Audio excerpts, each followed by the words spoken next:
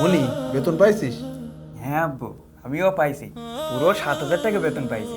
আমিও পাইছি 5,000।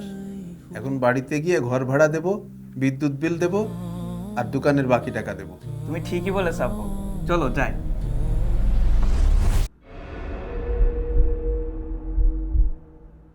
কি তোমরা বেতন পেয়েছো? জি স্যার, পুরো 7,000 টাকা বেতন পেয়েছি আমি। আমার আব্বু 5,000 টাকা পেয়েছে। এটা কি তোমাদের পুরোপুরি বেতন? জি স্যার, এটাই আমাদের পুরো মাসের বেতন। কেন, কিছু হয়েছে নাকি স্যার? না, কিছু হয়নি। আচ্ছা, তোমরা দুইজন এখানে বসো, আমি ডাকলে আমার রুমে আসো, কেমন? আচ্ছা ঠিক আছে স্যার।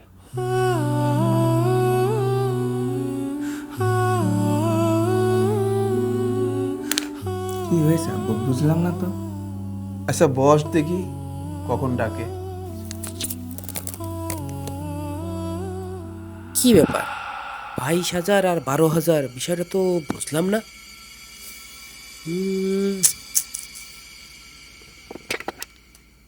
হ্যালো ম্যানেজার সাহেব, আসসালামু আলাইকুম স্যার। আপনি আমার রুমে আসেন তো। জি স্যার, জি এখন আসছি স্যার।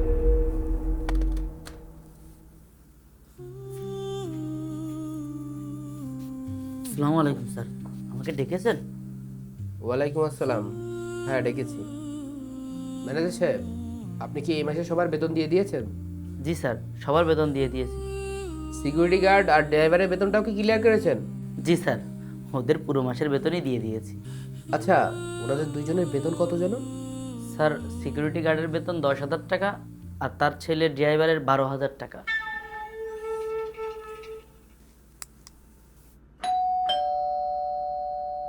আব্বু, স্যার মনে হয় আমাদের ডেকেছেন।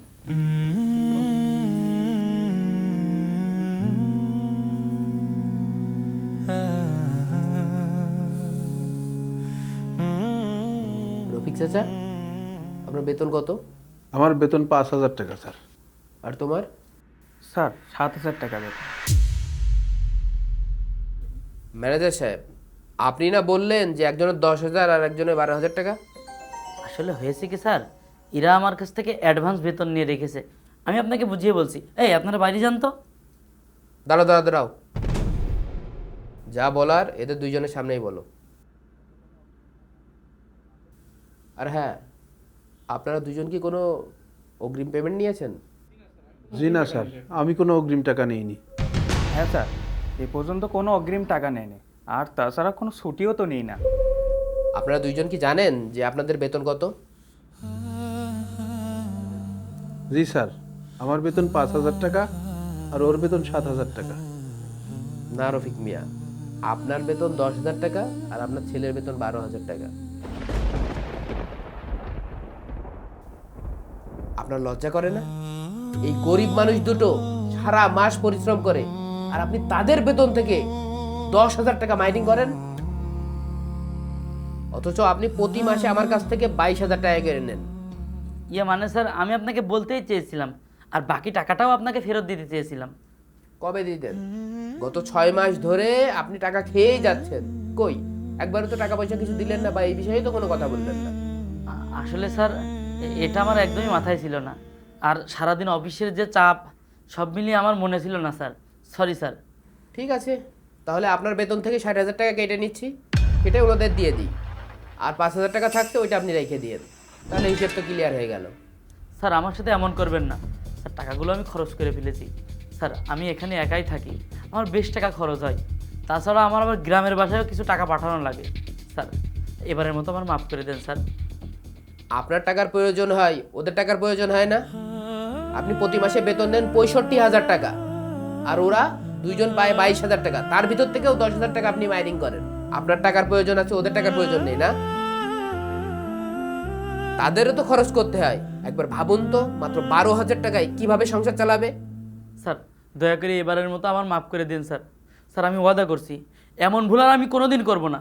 আর সবার বেতন আমি সঠিকভাবে দিয়ে দেবো স্যার।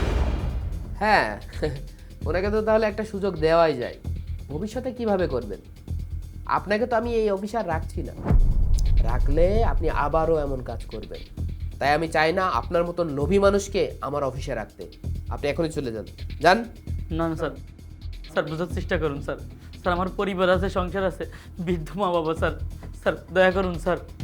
আপনি চলে যান এখান থেকে, তা না হলে আমি কিন্তু পুলিশের কাছে কমপ্লেন দেব, আর কমপ্লেন করলে মিনিমাম 6 মাস জেল কাটতে হবে।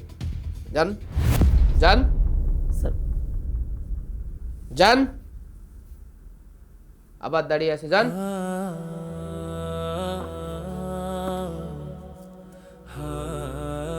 এই নেন চাচা আপনাদের বাকি টাকাগুলো, এখানে কিছু বাড়তি টাকাও আছে, ওটা খরচ করেন। রাখুন। ধন্যবাদ স্যার, ওইটুকু বেতন দিয়ে সংসার চালাতে আমাদের অনেক কষ্ট হচ্ছিল। আপনি আমাদের প্রাপ্য হক বুঝিয়ে দিয়ে অনেক উপকার করলেন, আপনাকে অনেক ধন্যবাদ। ঠিক আছে, আপনারা এখন যান। স্যার আপনাকে অসংখ্য অসংখ্য ধন্যবাদ। ঠিক আছে চলুন। এই সমস্ত লোভী মানুষ সব কোম্পানিতেই আছে, তাই আজকে থেকেই সতর্ক হন আর ভিডিওটা শেয়ার করে দিন।